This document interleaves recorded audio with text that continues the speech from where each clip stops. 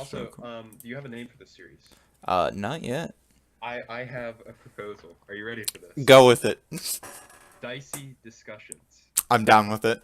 All right. And hello, everybody, and welcome to the first episode of Dicey Discussions. As you just heard Andrew come up with the name. There we go. All right.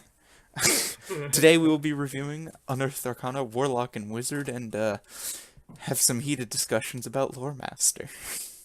Yeah. So where would you like to start? The beginning with Hexblade? Lore Master. Lore Master. Okay, well we'll just jump straight into Lore Master. Okay. You know that's the one you want to go to.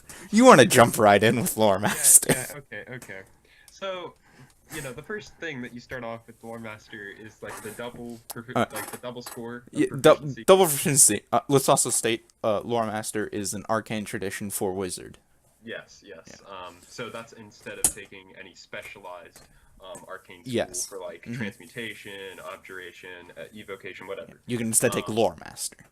So right off the bat, I guess that's like worth mentioning is that you will not have the benefit of having discounted on any particular spell school in terms of cost and time to learn a new spell in your spellbook. Correct, but I feel like they did give a pretty equal benefit with the doubling of proficiency.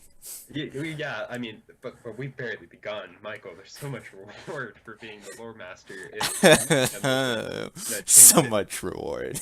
And here's another thing: is that the intelligence score is now the initiative modifier instead of No. If you somehow have a higher dex, you can still go with dex.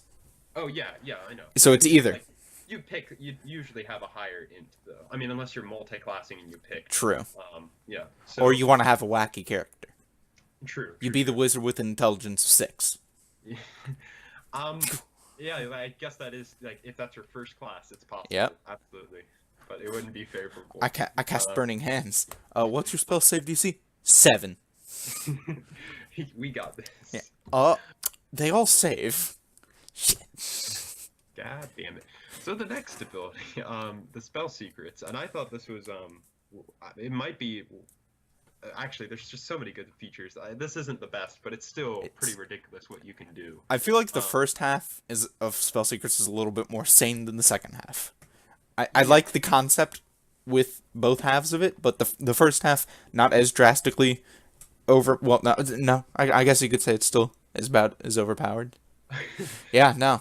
Yeah. Okay. But here's the deal: is that I see conflicts that can arise between players and DMs because there's a difference between player knowledge and character knowledge as to what creatures may be resistant to. For example, let's say that trolls are vulnerable to fire, but might be Let's see, are trolls resistant to anything? Okay, maybe that's a bad example. Pit Fiend. It's immune to fire damage. Yeah. So like. It might be said that, oh, my character totally knows about that, and like the typical thing I would think is like a history or history check. But some player might try to throw it off. Oh, I know of it a legend, or oh, I deal with these things all the time. You know me, I'm experienced in the 9 hells. I go fight pit fiends all the time. Yeah, I've read up extensively on this. So you're gonna have conflicts with like people knowing knowledge, and like obviously they're gonna try to like play around with what they know, especially with experienced players. But at that point, it becomes an issue with metagaming, and it's entirely up to the DM to decide how to rule everything. But generally speaking, I feel like Spell Secrets is a lot better than the abilities you will get with other schools of spells that you would find out there. Like Abjuration, you get the shield. That's pretty good. What do you get with Evocation? You can pick people that aren't affected. That one's pretty good. That is really good. If you're like in the midst of a battle, you want to throw a fireball and not kill everybody. You can pick the people you want to save. Let's see. What was the latter half? It was like you can change the when you cast a spell with the spell slot and the spell requires a saving throw, you can change the saving throw from one ability to another of your choice. However, you can only do that once per short or long rest. Yeah, so I think it's very important that they put that qualification onto that. Otherwise, that could have gotten way out of hand. And we'll see that this is already kind of out of hand.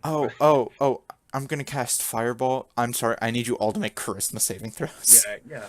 See, that's What? another thing, that there isn't really a lot of logic when it comes to as to how that happens. I Yeah, mean, I you guess you can make the logic for a Strength saving throw, yeah, but say not like with Charisma yeah, so or what would Wisdom. save against my fireball? Intelligence save. I mean, it doesn't really make sense, but you always have that pocket argument, and that is magic.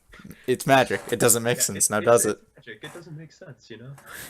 But even so, I'm one of those people. I like to have my magic within the school of reason. So, yeah, Yeah, I don't. there's a difference between reason and just complete insanity. Yeah. Just, okay. So Andrew, then Andrew, hold on, please. I am so versed in intellect. I can make the save because I know how to dodge Fireball. yeah, I yeah, just yeah. do. I mentally dodge it. Don't you know we're actually in the Matrix, and I just have to go. I use my mind to will Yeah. the Fireball a different direction. Exactly. It's just so easy. You don't even know. Please. All right. Alchemical casting. Okay. So this is something that is unlocked at 6th level, which means that it's obviously can be used at those levels, but it's you don't want to spend all your spell slots on the amplification of your spells, which you Yeah. can like add 2d10 to every target that you hit. Pretty ridiculous. I have ways of throwing a fireball and getting like 8 creatures and saying And they all get that additional 2d10. just for spending a 1st level spell slot. Okay. I feel like they should have swapped the second level spell slot effect with the first, with the range, because the second level spell slot, what that does, if you expend that, it increases your range to become a mile, Yeah. which I not the think most helpful thing. Yeah. The thing is that it's not assumed that a character has extended sight, and the way that Michael and I actually kind of brought this about was, or at least I put it out this way, is that the barbarian like eagle ability basically gives you the ability of extended sight, therefore stating that's not like something that you get naturally. Right. So with this extended mile thing, so there's 2 options. It's either you can't see what's going on, so you're kind of going for like a Hail Mary usually, or the DM rules that, oh yeah, you get extended sight with it, and then it's broken, because you can basically snipe somebody from very far distance. As long You as would become the best assassin in the lands. Yeah, as a wizard, mind you, not Magic missile, just you better hope that creature doesn't have shield. But think about it. If they have shield, would they see it coming from a mile away? It's reaction, it doesn't matter. Yeah, You, you hear that at the point of a mile away, that magic missile is gonna be like breaking the sound barrier. Yeah. Yeah, actually, how fast does magic missile go, do you think? Well, it all happens within 6 seconds, Andrew. But that's traditionally within 120 feet. I mean, Doesn't matter. yeah, with this spell, it has to happen within the round. It has to happen within the 6 seconds. So if it's slow enough, it'll speed up. Trust Yeah. me. Yeah. So I think the proper order should be 2nd is in the 1st spot, 3rd is in the 2nd, and first is in the 3rd, because Yeah. increasing the spell save DC, while pretty nice, not worthy of the 3rd level spell. Yeah, I don't think so. I mean, it's only by 2. That's the thing. I think the way I would have done it, in the order that we mentioned, is actually that you would increase the spell DC by your proficiency bonus. And I know that sounds kind of broken at later levels, but I mean, it makes it more important than 2, which is only 10%, in the usual case. Well, at that point, you at higher levels, you'll already have a high spell save DC, usually like probably 18 to 20 to maybe even 21. So bumping it up to say like 22 or 23, that's a good bump for what most people would be able to save against. Yeah. Plus, not to mention, if you have it be based off your proficiency bonus, you're at where we said it should be at 2nd level. You're only having to expend 1 2nd level spell, which you're gonna have a lot of, and at a higher level, you're adding like +6 to your spell save DC. I don't think you actually gain that many 2nd level spell slots. I think you get like 4. Yeah, it's 4, and then it kind of just locks there. But still, like, the whole idea is that you have so many higher level spell slots available. If you needed to cast a 2nd level spell, you could probably just bump it up a slot and say, hey, I'm good, or 2 if you needed Yeah, to. But right. yeah, and that would basically placehold for the spell How slots. many do you get? I want to double check this now. I think it is 4. It's 3. You only Oh, get it's 3. 3. So first is First 4, is right? 4. And Yep. then it's like 3, 3, 3, and then it's 2, 2. Yeah, something like that. All right. It's 4 3 3 3 3 2 2 1 1. Okay. Yep. That Yep. sounds right. All right. Well, And so it should be stated you can only expand one spell slot. So it's mhm. not you're expanding a third, a second, and a first to gain all the benefits. You have to choose. Yeah, you can't combine them for the most ridiculous thing ever. For the most OP spell in existence, Magic Missile that does an extra 2d10 can be shot from a mile away. But this is also another thing that we pointed out while we were discussing this. You wouldn't have a that, spell save DC for Magic Missile. Fireball from a mile away with an extra 2d10 force Yeah, damage. yeah. There you go. There you go. But also, note this is only for spells that consume a spell slot, so you can't do cantrips. Correct. Yeah, you can't amplify like a cantrip that would do petty damage with 2d10 bonus. And that's another thing that I was thinking. I'm going to move on shortly, but is that 2d10 like for damage for a first level spell slot? I mean, that's pretty good just as a spell of its own. I would think that an amplification for a spell would be less damage than the traditional spell would do. Yeah. I don't know if you'd agree with me, but 2d10 just on its own is pretty powerful. Like that's like equal if not greater, I think. In most spell cases though, you're probably rolling a lot of dice. Like 8d6. So a 2d10 added onto that, it adds a higher range for possibility, like a max of 20, but a min of 2, and you're only rolling 2 dice, as opposed to rolling that like 8d6 for Yeah, a greater chance of a first level, damage. this ability though is definitely used for I think the spells that will affect multiple targets because it's 2d10 for every target. I mean, True. So like the ideal was Magic Missile, of course, where you would get like up to I don't know 7 targets or something, and you could just do 2d10 to all of them. Exactly. But yeah, all right. I feel like this is like the last bit I'll say for alchemical casting. They should switch around what level you get it with the next feature. Yes. I think that this next feature should probably take its place as well. Yeah, absolutely. Getting that at 6th level as opposed to 10th makes a lot more sense. Speaking of which, what is the 10th level feature? Well, I'm glad you asked, Jimmy. Alright. Yeah. It allows you to use your bonus action to replace one spell you have prepared with another from your spellbook. Nothing you can only do it once too per short or long rest. So nothing too great, but nothing overpowering as opposed to some of the other features. Yeah. Spell secrets. I mean, I feel like this is actually encouraging like kind of creative casting with the wizard because sometimes it's like you encounter that situation where you can't cast one spell that would be really helpful, but I have prodigious memory, so let me just fill it in, and I think that can basically make a party more mutable and volatile and like prepared for situations that really you would need that one spell. Longevity is what it would give the party. It's definitely helpful in certain circumstances. Not something you're probably going to be using too often, but something that could get you out of a pinch.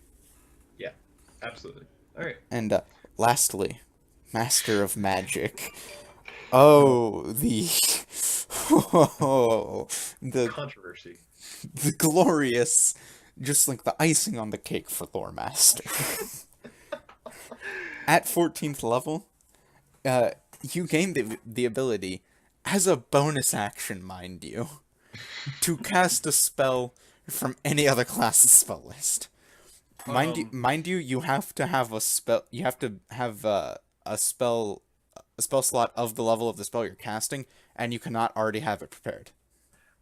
Michael, I wanna say I think it does say a bonus action to call to mind the ability to cast one spell. So the wording's a bit weird, but I think it's that you basically the bonus action is to know the spell, and then you still have to do the action to cast. That's how I'd rule it as a DM. That's how I'd rule it too, but I feel like they're trying to imply that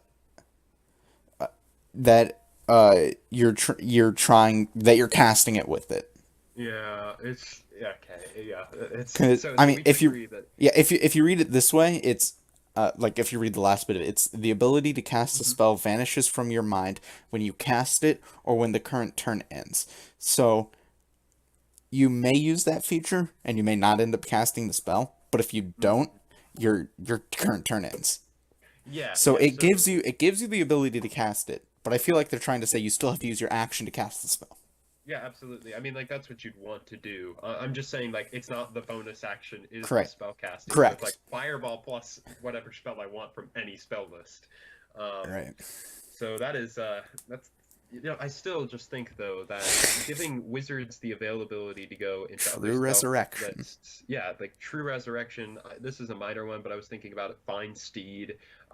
There's so Yeah. many spells that the wizard now has access to that I feel I guess they just shouldn't because the wizard already, as we know, has the most expansive spell list, and And it's the wizard's based on knowledge. It's based on having the predetermined knowledge of how to do all of this.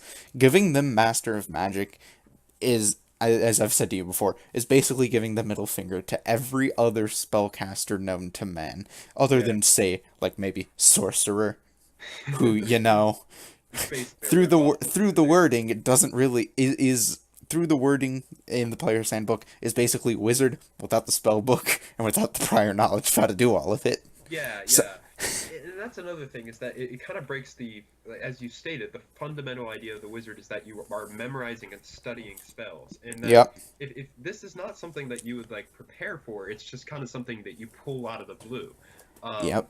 so It's it's like lore-wise, it's broken. lore-wise, it's hugely broken, and Lore unless the resurrection. DM's world's a bit different, Yeah, in which it's but just in like it's standard D&D, this is a bit broken. mhm. Uh, I like to have this situation in my mind though. There's a lore master wizard at 14th level, or at whatever level to be able to cast True Resurrection. They're in a fight. Cleric goes down. Ah, it's fine. True Resurrection. Guess what? Your healer's back. It's just I would suppose you wouldn't need to in all situations use true resurrection because it's like usually Yeah. that's the like to fix body parts that have been like absolutely massacred. Their body's like no longer together, but Well, still you at have that the point, access to healing magic. That's the overarching, yeah. you know, It's not and the cleric's already gone. Doesn't have that spell slot for that higher level healing. Wizard's turn. Let's do power word heal or mass healing. mhm. It's So anyway, I guess in conclusion, the lore master not only is it OP, but it kind of breaks some of the fundamental ideas that you have about the wizard. I And like where they were going. mhm, I feel they need to dial the notch back a bit though. yeah, and I think that this kind of archetype has potential though too, because like what I think of when I think of the lore master is like somebody who's very proficient in knowledge of the world, and I think that like though it might be a little bit overpowered as it is, spell secrets is kind of on the right track where it's Spell you secrets have and the lore master are on the right uh, track, definitely. yes, because they're talking about how you can change your spells to meet your what you know about the world, Hmm. uh, and I think that's really good. And But the whole lore master idea is reflected with the double proficiency for Arcana, History, Nature, or Religion. That mhm. religion and nature you might want to taper off a bit. I can understand Arcana, History, and even like um, religion. well, the thing about it, I mean, so lore master. When you think about it, like in the literal Eh, sense of the term, yeah, lore true, true, master, true. it's like nature and religion. I mean, like nature is like creatures of the wild. Like you have legends about Yeah, things in the forest, and then religion, it's like you can make a religious allusion to God's interference in the world. I think it's okay to have those. Um, yeah, yeah. I can so see it. I definitely see more of a basis for Arcana and History as opposed to Nature and Religion. yeah, But I can understand giving it all four. I just think we it's not survival. It's not like interaction with nature. It's just like Right. the It's the world itself. nature. That justifies it. Yeah. All right. So let's So move that's on Lord to Master. that is Lore Master, and we're gonna move on to the Hexblade now, which is a otherworldly patron for the Warlock. Hmm. Nowhere near as OP as Lore Master, but it has its places for that might need Yeah, to be yeah. toned down. I mean, I guess like starting off with like the broad description, I think it's an okay. thing they're aiming for. The only thing is that usually a warlock derives its power from like basically an evil god or not a fucking weapon. Yeah, yeah. From here, it's like literally you're obtaining the magic from a sentient magic weapon. And I feel that kind of breaks the spirit of a warlock. I don't know what you think about that, but that's... It's... I don't... It kind of hurts me almost that you're deriving your power from a weapon that is basically... Think of it this way. Two warlocks meet in the world, right? The Hexblade Warlock and just like your standard wild magic warlock. You could make an argument that the Hexblade probably 90% of the time is going to kick the ass of the wild magic warlock. No, wild magic. No, my bad. But that's sorcerer. What am I going on about? Hexblade Warlock and what are the Warlock patrons? The Arcfey patron. That one. Probably 90% of the time the Hexblade one's going to kick the ass of the Arcfey patron Warlock. And just because of the fact that the Hexblade is more geared towards just an overall output of damage, I want to say.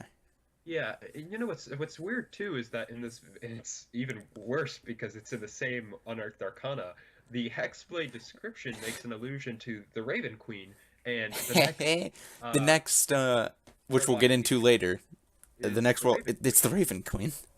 So they're kind of stepping on each other's toes in terms of lore. A weapon created by the Raven Queen is amassing a force of warlocks, and so is the Raven Queen. So, yeah. Do you think the warlocks of the Hexblade are subservient to the Raven Queen too, though? Do you think the Raven Queen could just like insert her force onto them? Just be like, "Hey, you're worshipping my weapon. You're mine." Yeah, I suppose so. Though not in all cases, the Hexblade doesn't necessarily mean you're worshipping Black Razor. Yeah, it's just a sentient magic weapon. I wanted to say this is like more of a personal opinion that I'm going to hold, and it won't apply to all DMs. But I'm one of those people that I like to make up my own personal lore of the world if I can, and I feel when you attach like absolute lore to an archetype, like immediately involving the Raven Queen, that's where it can get like because for the other Warlock patrons, right, it's not so much that they attach a specific god or like thing to it, but they give you it's called an archetype that you could fill. For example, you could have gods that are similar, like what was the one? It was like it could have Cthulhu, it could have the old one, right? And it could have... the Great Old One patron. It gives a bunch of examples. Let me get to it of patrons you can have for it. Examples. The Great Old One, it's just, the basic way is the mysterious entity from, like, the far realm foreign to the fabric of reality. Entities of this type include Gahandar, called That Which Lurks, Tharzund, the Chained God, Dindar, the Night Serpent, Zargon, the Returner, Great Cthulhu, and other unfathomable beings. It stresses "and other," meaning room for, say, the DM's created lore. So it's not restraining you to the Raven Queen. Yeah, I mean, maybe, and obviously, or I shouldn't say obviously, but it would probably be where if you had this and you didn't have or you didn't want the Raven Queen within your setting, you'd either have to implement like some kind of new force behind it, or just say, no, I'm not having this patron. Exactly, like my campaign. Like the Raven Queen. The very basics, the very first sentence of the description for the Raven Queen is, the patron is, your patron is the Raven Queen, a mysterious being who rules the Shadowfell from a palace of ice deep within the Dread Realm. That's kind of impacting a lot of lore already into a world that might not have it, but anyway, we're kind of going off to... And anyway, I'm just saying that the Wizards of the Coast is trying to like propagate their Forgotten Realm lore.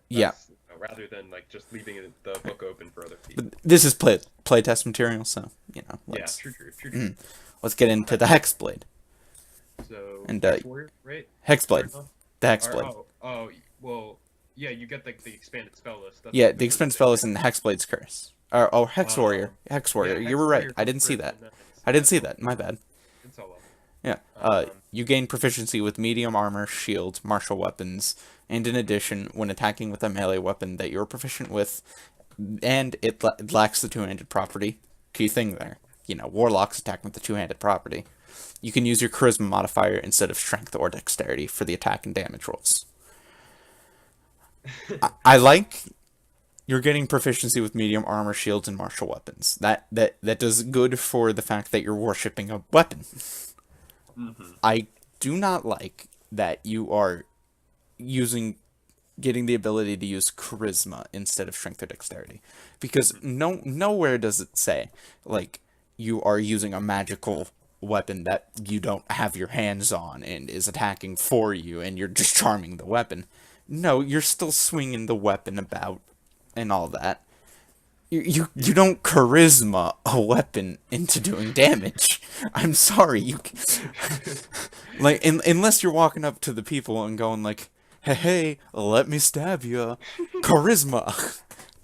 Yeah, you're No. like persuading them. May I please stop you, sir? So, sir, let me stab you. It won't hurt, I swear.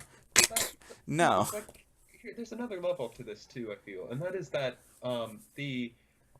this ability, right? It's like trying to make warlocks a better fighter, right? And so they're kind of filling that niche that the fighter-ish characters take up. And you can see this within other Unearthed Arcana. We covered the Lore Master.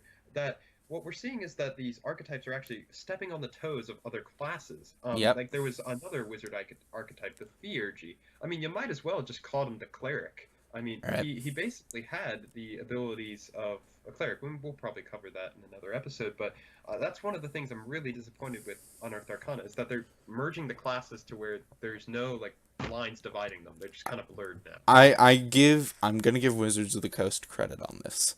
They are giving you a broader pool of things to choose from that are sort of disintegrating the class boundaries, which I know you've said before you're not a fan of like having that rigid class structure, and with all of this they are sort of getting rid of it. But the way they made 5th edition with the idea of having classes and all of that, I feel like they're almost doing it too far. Yeah. Like the Warlock is already the fighter variant of Sorcerer and Wizard. With this, they're just making it more fighting based, and it's almost to the point of I'd hate to say it, the Hexblade is one of the more powerful. If you want to stay alive longer in battle and be able to like, roam around the battlefield, and say you run out of spell slots, which is easy to do with Warlock. Absolutely. You now have the ability to use weaponry and have good armor. So yeah, I agree. If you were a person that planned on taking Fighter and the Eldritch Knight subclass, you should probably just instead take the Hexblade patron and just be a Warlock instead. Well, yeah, that's mechanically speaking, but remember, there's also like a lore difference, I suppose. True. Where like the Eldritch Knight is like an arcane studier, whereas this person's devoted to a weapon. Full weapon. Yeah. So anyway, we should move on. Okay. Moving on. Yeah. Hexblade's Curse. You want to do this one? Yeah, sure. Okay, so you gain a bonus of your proficiency bonus, as I understand, to the cursed target. So basically, first of all, I didn't even say, as a bonus action, you can choose a creature you see within 30 feet of you, and that target is cursed for a single minute. And the qualifications for a cursed creature is you gain a bonus damage equal to your proficiency bonus when you attack them. Any attack roll is a crit on a 19 or a 20. And then if the cursed target dies, you also gain health points, and this is just health, not temporary, equal to your charisma modifier and your warlock level. So, and another thing is that you can only use this every short or long rest. So right now it's okay, but you'll see with the other abilities that this effect will actually get insanely good due to how you can basically reduce damage to high threat creatures. But we'll get into that in other abilities. Yeah, I like to say. Go, please. Okay. So yeah, it alone, I mean, it's an okay and balanced stat. I mean, I think it's okay. And the whole like short or long rest every 1 minute, you do have to be wise as to what you pick when it comes to what you want to get the benefit on. But okay. Yeah, that's basically what I was going to say. It's not too overpowered. I like that it's keeping in line with the sort of fighting theme that this was going for. With the improved critical pretty early on, I have to say it's a bit touchy, but it's not like you're able to just curse everyone at every moment in time. So it's not that big of a deal. Just going back onto the stepping on toes, it's like you're channeling fighter only some of the time. You're channeling fighter only some of the time before fighter even gets to do it. Yeah, that's true. It's at first level, so. It's at first level. Yeah. Oh my God. All right. So, before we just wring our hands around the necks of Wizards of the Coast some more, Shadowhound. Starting at 6th level, you're able to split your shadow from your body and have it be like a Hound of Pure Darkness. What this does is, as a bonus action, you can command it to slip into the shadow of another creature that is within 60 feet of you. While it does this, the target does not gain benefits of half cover or 3/4 cover against your attack rolls, and you know the distance and direction to the target even if it is hidden. The Hound can't be seen by anyone but you and those with true sight, and it is unaffected by light. The target has a vague feeling of dread. Yeah, it's not important. As a bonus action, you can command your Shadowhound to return to you. It also automatically returns to you if the target and you are on a different plane of existence, if you're incapacitated, or if Dispel Magic, Remove Curse, or similar magic is used on the target. Okay. I have to say, not extremely overpowered. It's pretty nice that you gain the benefits of. All right, now that I say it, there would be no point to take Sharpshooter anymore. Well, yeah, but think about it. It's not often that you'll see a warlock take sharpshooter. At least that I've seen. I mean, I know like after they spend their spell slots, their go-to is usually a crossbow or a melee weapon, or cantrips. Or cantrips, yeah. But that's another thing, especially with Eldritch Blast. I mean, that's like usually a go-to. Yeah, and cover would apply to those as well. So, yeah, true. So true. now it's just. It's pretty amazing. Where they are. You're gonna know where they are at all times. So you're gonna be able to inform your allies, and you're ignoring cover. Yeah, but I have to say though, for a 6th level ability, I do feel it is a bit underwhelming. I could be alone in that, but I could see as a 6th level ability, it's pretty underwhelming. Like especially compared to some of the other ones, like Dark One's Own Luck, which when you make an ability check or saving throw, you can add a D10 to your roll. Mm-hmm. Yeah, there's utility in that, and in this one there can be, but the instances in which you have half and 3/4 cover, depending on your dungeon master, could be rare. So sorry about my phone. I tried to turn it off, and it's not doing it. There we go. Yeah, it's fine. Yeah, like even looking at the one for the Great Old One Patron, Entropic Ward, when a creature makes an attack roll against you, you can use your reaction to impose disadvantage on the roll. If the attack misses you, your next attack roll against the creature has advantage if you make it before the end of your next turn. Like, that's nice. That's a nice thing to have. Yeah, it's better. But to be fair, like, so this might be a little bit underwhelming. The next ability, I feel, will make up for that. The next ability does absolutely make up for it. But you have to get there. That's another key part. You do have to advance 4 more levels. Yeah, so that's there. So, want to do it? You can take it. All right, Armor of Hexes. So basically, for your hexed target, when they hit you and with an attack roll a d6, and on a 4 or higher, the attack will miss you instead. Now remember that the cursed target, first of all, you can only have one cursed target at a time. It's every short or long rest, and it only lasts for a minute. So still, this is pretty good in those intense combats where you need to avoid some particular target that could deal a lot of damage to you and wipe you out in a single hit, especially as a vulnerable class as the Warlock. I mean, you get a little bit hit points and you get the medium armor now, but still, you're not the strongest or the tank of the party. And this is even more amplified with the next ability. Absolutely. Master of Hexes, which allows you to use your Hexblade's curse again without resting. However, when you apply it to a new target, the curse immediately ends on the previous target. Not that big of a deal, and especially with the abilities that the curse was able to have, being able to use it without resting is just powerful. Yeah, I was gonna say that gives you the opportunity to basically keep going with that, I guess, secret thing in your pocket. You know, you 50% of the time you can pick one target and they won't hit you. That's really good. In addition to the benefits you already get on a cursed target. Exactly. So it's being able to get an improved critical on a 19 or 20, and the bonus to damage rolls on whatever creature you need when you need it. At this point, it's just a little overpowered. But to be fair, you get this at 14th level. So you do get it at 14th level. You know, so balancing that with the other abilities of classes, it's still a little bit high up there, but I think it's okay compared to, say, something absurd like Lore Master. With like Lore Master, yeah. Overall, I think the Hexblade is a fairly balanced class. With basically you're only getting 2 abilities here. With the abilities you do get, one is at higher levels. It's good at low level too.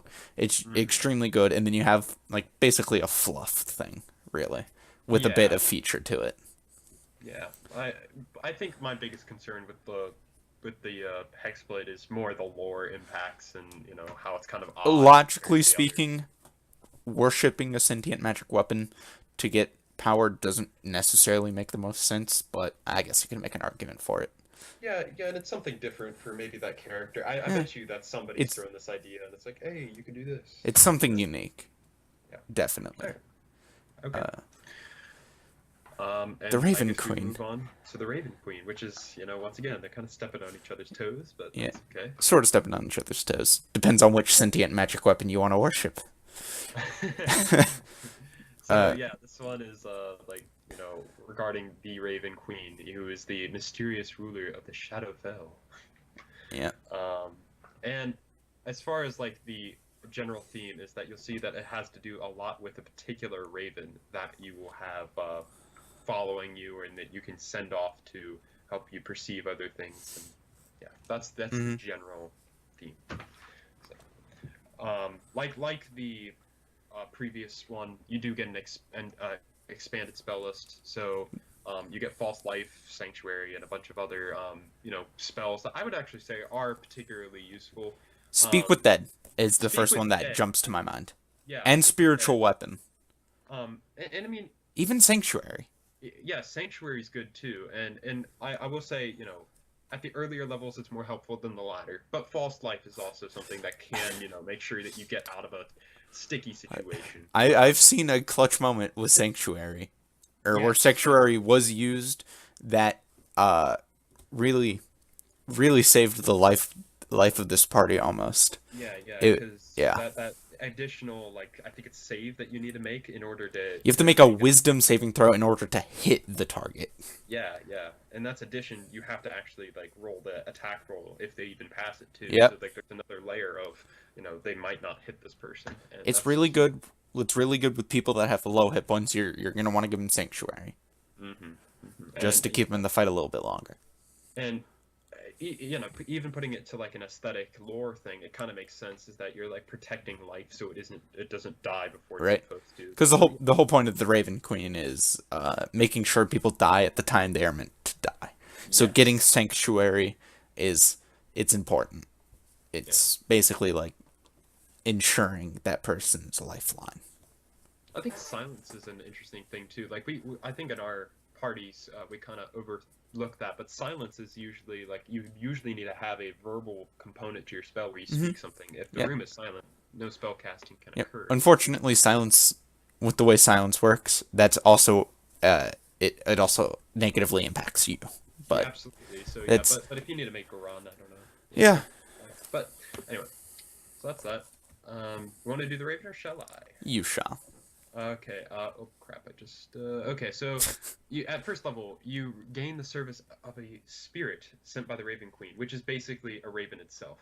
Um, so it will always obey your commands, and you can communicate with it telepathically. If it's within 100 feet of you. While the raven is on your shoulder, you gain dark vision with a range of 30 feet, so it's not the traditional 60 feet, as I understand, right? But Correct. um, let's see, you also gain a bonus to your passive wisdom and your passive perception scores. Yep. Only thing, yeah, then that's equal to your charisma modifier, so that's actually pretty good too, because usually, you won't invest your skills into wisdom, but rather, charisma so you can spellcast. Right. And perception is one of those things you don't want to get jump on you. Let's see. Otherwise, oh, here's another thing. You can see through the raven's eyes and hear what it hears while it's within another 100 feet of you. So if you want to have this kind of character who can observe other things without being noticed, have just this nonchalant raven flying by, you can hear conversations, and that's particularly helpful for conversations. Something I found interesting is in combat, should the raven be slain, you gain advantage on all attack rolls against the killer of the raven for the next 24 Yes, hours. yes. I like that. It has the kind of Avenger feel to it. Yep. And you could even make the argument, oh, the Raven wasn't supposed to die at that time. Now I have to please my God. Yep. You killed my raven. You have to die. At an inappropriate time, mind you. He had 2 more minutes to live. Okay. Yeah. All right. So let's see. This is a little thing, but it doesn't have to sleep, and it's while it's within 100 feet, it can awaken you from sleep as a bonus action. So I suppose you could put your Raven on watch. Exactly. Yep. That's actually pretty good. I mean, your party doesn't have to go on watches. Hey. Though usually having a party member be on watch is pretty nice, like the fighter, so they'll be in armor. Yeah, You'll have an armored combatant. Yeah, sleeping in armor is not the most comfortable thing. Not to mention exhaustion. Yeah, it's not nice. Yeah. So, okay, the Raven. Okay, it says the Raven vanishes when it dies if you die, or if 2 of you are more than 5 miles apart, though. So it's very important that you don't actually send it off as like a messenger bird. Hey, can you send a message? And no, it won't work. Right. Let's see. And at the end of a short or long rest, you can call the Raven back to you, no matter where it is or whether it died. So, I mean, that's actually not that bad. You only have to wait an hour to get your Raven back if it does die, and you can get that whole advantage thing. My only concern is you'll have these players that'll say Raven suicide, and it doesn't say that it won't endanger itself, so it will obey your command. It'll just charge into battle, die. Okay, I get advantage, and then you short rest. It's back. Yeah, I feel like that's kind of cheating the system there, and your DM might have a problem with that. So he or she might roll. No, you're not going to get the advantage on attack rolls. You're an idiot. You sent the Raven to die. It's like I sent Raven suicide. Can you fly into the mouth of the dragon? Dragon ate my Raven. I mean, the Raven's dead. Oh my God. No, you're not getting advantage on those attack rolls, you idiot. Yeah. Exactly. So the next ability, Soul of the Raven, basically just allows you to merge bodies with your Raven as a bonus action. While merged, you become tiny. You replace your speed with the Raven's, and you can use your action only to dash, disengage, dodge, help, hide, or search. During this time, however, you gain the benefits of your Raven being perched on your shoulder. As an action, you and the Raven return to normal. Yep. So, I mean, that's pretty interesting. Look, the only thing is that I guess it can make for cool escapes, right? That's the first thing that comes to mind. Yeah. Is that you will be in an awkward situation rather than having to walk out. You could maybe escape through a window. It has the other effect of helping you get into places, and would be a very useful. Say you have to spy on some people, it'd be very useful in that department. The only thing is spying. I mean, of course you could do it personally, but I think it's that you can already perceive through the Raven's eyes as long as it's.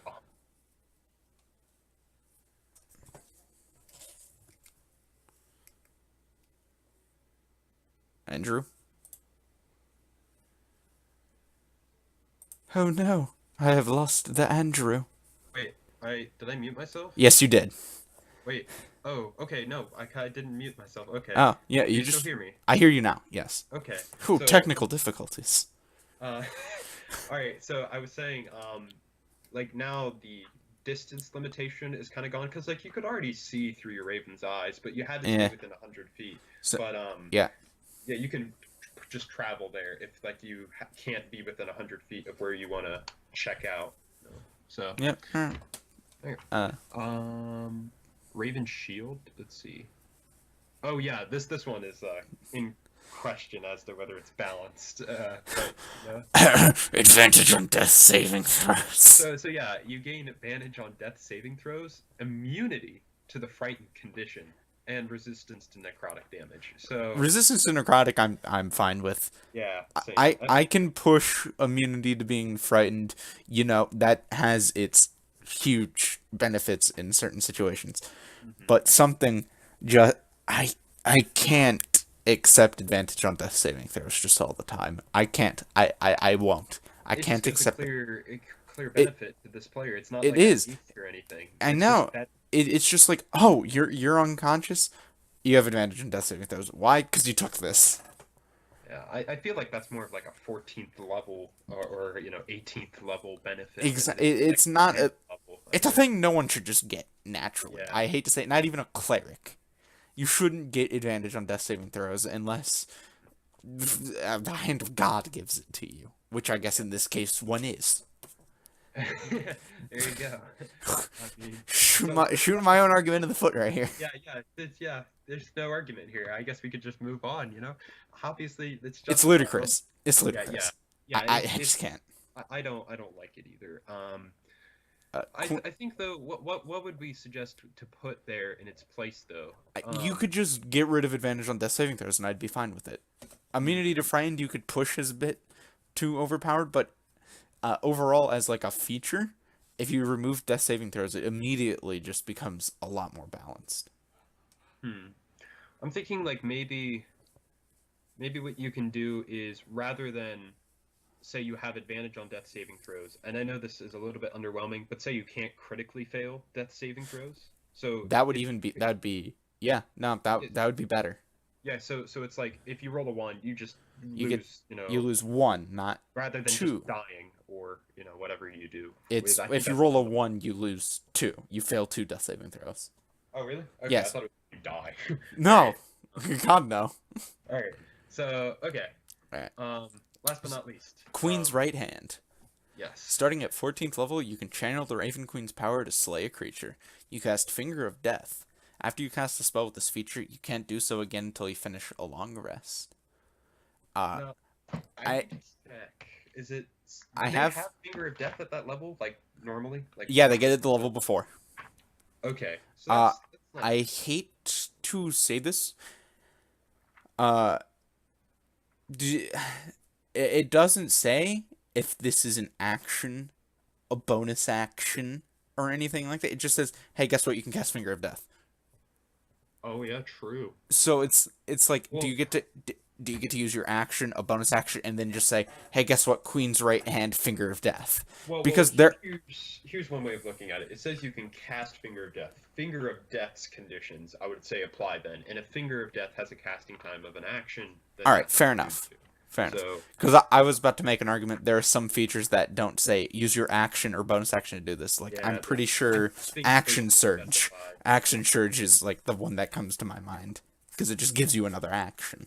Yeah. Okay. Well, I mean, yeah. So I think it's kind of weird that you don't have to use a spell slot. I mean, that's the benefit though, is that it's basically giving you a free spell slot to do this. It's giving you a free spell slot to cast Finger of Death a level after you'd typically get it. But I say that overall, I'm not too displeased with this. It's once again the whole lore thing, but I feel this is the most balanced out of all three of the. yeah, and it can give you types. unique situations with the whole Raven thing in the sense of like, especially in like RP situations where you need to either sneak into a place or you need to oversee a conversation or a dealing. Absolutely. You can bear witness to that. So, I think it's pretty nice. I did too. Well, Andrew, I want to thank you for joining me on the first Thank you for episode having me. of Dicey Discussions, is what we're calling it. Yep, dicey Dicey discussion. Discussions. Yeah. And I'll be seeing you, the audience, and you for the next episode, Andrew.